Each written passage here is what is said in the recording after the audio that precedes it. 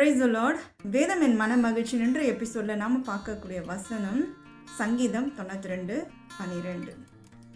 நீதிமான் பனையை போல் செழித்து லீபனோனில் உள்ள கேதுருவை போல் வளருவான். அப்படி பார்க்கலாமா?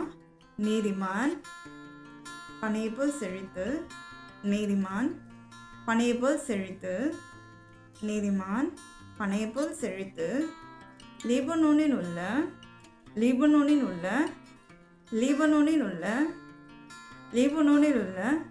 கேதுருவை போல் வளருவான். கேதுருவை போல் வளருவான். கேதுருவை போல் வளருவான்.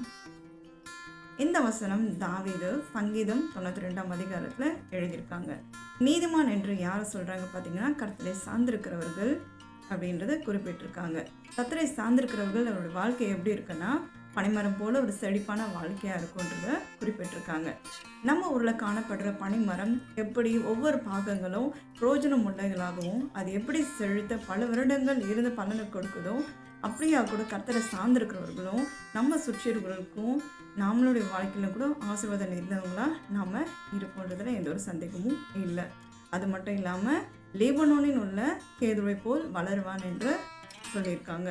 லீபனோன்றது ஒரு ஐலாண்ட். அந்த ஐலாண்ட்ஸில் வளரக்கூடிய ஒரு பெரிய விருட்சம் தான், ஒரு பெரிய மரம் தான் இந்த கேதுரு. அந்த மாதிரியான கிளைமேட்டில் வளர்றதுன்றது அவ்வளோ சாதாரணமான காரியம் இல்லை.